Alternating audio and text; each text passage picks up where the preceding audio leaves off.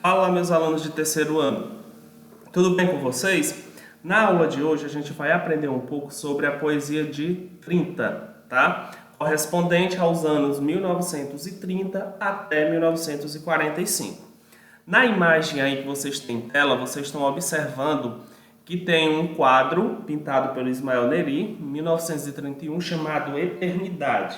Tá? O Ismael Nery é um pintor que foi líder espiritual e exerceu forte influência no grupo de poetas católicos do Rio de Janeiro nos anos 30, particularmente sobre Jorge de Lima e Murilo Mendes. Então a poesia dessa década ela vai ter esse contorno aí, ela voltada muito para o campo espiritual, para dentro do ser humano.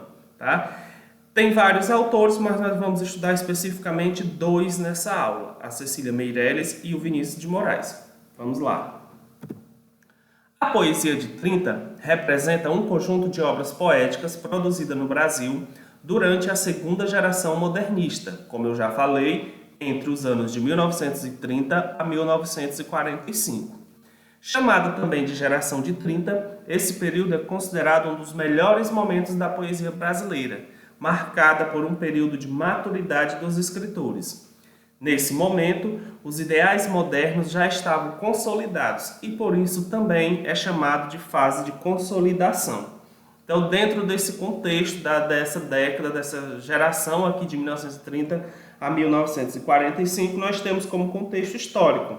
Nós já estudamos lá dentro da prosa, mas eu vou só lembrar para vocês que era a crise econômica em Nova York e assim também muitos países estavam mergulhados nessa crise econômica, que era a crise econômica, social e política, início da Segunda Guerra Mundial, aumento do desemprego, da fome, de miséria, falência nas fábricas, Revolução de 30, que representou um golpe de Estado.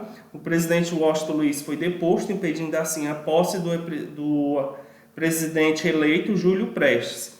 E inicia também dentro desse período a Era Vargas e o fim da República Café com Leite. Tá? Então é todo esse contexto que vai surgir a poesia de 30. Características dessa poesia. Ela traz em si uma liberdade mais formal, uma permissão para se escrever, né? A forma não importa, a forma da poesia não importa, o que importa é o conteúdo. Acontece uma experimentação estética, tá? Dentro desse que seria uma abertura para o novo, né? Experimentar novas formas de poesia. Usa de versos brancos e livres, como ele há uma liberdade formal, então ele tem uso de versos brancos, que é sem rimas, e há uma liberdade maior para escrever esses versos. O universalismo volta-se para o coletivo, tem uma preocupação mais com o coletivo, então ele se afasta do individualismo. Também tem bastante ironia e humor, regionalismo e coloquialismo, rejeição ao academicismo, porque se ele tem coloquialismo, é claro que ele vai rejeitar o academicismo, que seria a norma padrão, totalmente padrão. Os poetas e as poesias de 30. Nós temos 7 poetas: Carlos Drummond de Andrade, Cecília Meirelles, Murilo Mendes, Jorge de Lima, Mário Quintana, Manuel de Barros e Vinícius de Moraes. Na aula de hoje, como eu já disse, nós vamos nos voltar para 2, Cecília Meirelles e Vinícius de Moraes. Cecília Meirelles nasceu em 1901 e morreu em 1964. Nasceu no Rio de Janeiro, perdeu os pais muito cedo e foi criada pela avó. Formada em magistério, dedicou-se com grande empenho à carreira de professora. Publicou seu primeiro livro de poesia, chamado Espectros, aos 19 anos de idade. Em 1934, fundou a primeira biblioteca infantil do país. A poetisa obteve grande prestígio em Portugal e é considerada uma das principais vozes da literatura em língua portuguesa, ou seja, tanto aqui no Brasil como também em Portugal. Como intelectual e educadora, defendeu o ensino laico, sem intervenção da Igreja, e se empenhou no combate ao autoritarismo do Estado Novo. Apresenta traços neossimbolistas. Neossimbolistas seria um novo simbolismo, então a autora se encaixa dentro da segunda geração da poesia moderna, porque ela vivia dentro dessa época, dentro desse período, tá? E ela se destacava aqui, mas ela apresenta traços de outras escolas literárias. Dentre essas outras escolas literárias, o que ela usa bastante, tem bastante traços, é o simbolismo. Por isso que é utilizado dentro do modernismo a nomenclatura neossimbolista, que seria um novo simbolismo. Como a musicalidade, que era a característica que ela usava, né, que era própria lá do simbolismo, a musicalidade, a espiritualidade, a melancolia, o sonho e o uso de símbolos, além de referências recorrentes ao mar, à tristeza e à efemeridade do tempo. Lembrou de Cecília Meirelles? Nós temos que lembrar dessa expressão, efemeridade do tempo. A Cecília diz que o tempo é efêmero. E o que é efêmero? É algo passageiro, que a gente tem que aproveitar o momento, porque tudo passa muito rápido e a gente não se dá conta. Ela é essencialmente moderna, como nós vimos, ela tem características de outras escolas literárias, como o simbolismo, mas ela é moderna, vinculada fortemente à tradição. Cultivou o verso livre, mas tinha domínio das formas poéticas convencionais, como a canção, o epigrama, o noturno, o verso redondilho, ritmos bem marcados e etc. Então são outras formas de escrever que seriam normas mais padrão, mais fechada, tá? Na literatura infantil, ela também se destaca com o livro Ou Isto ou Aquilo. E essas outras três imagens aí são outros que se destacam dentro dessa geração de 30, como A Viagem, o livro Vaga Música e o Romance da Inconfidência, Romanceiro da Inconfidência, na verdade. São os livros de destaque dentro desse período. Aqui eu tenho um trecho de 2 poemas dela, né? Um dos mais famosos aqui, O Motivo, que vocês vão observar aí na tela, e aí depois vocês façam a pausa do vídeo para fazer a leitura do poema. Né? E ela faz bastante essa questão de introspecção, como nós falamos, e também fala muito sobre a efemeridade do tempo. Também no segundo poema se destaca a característica de falar do mar, né?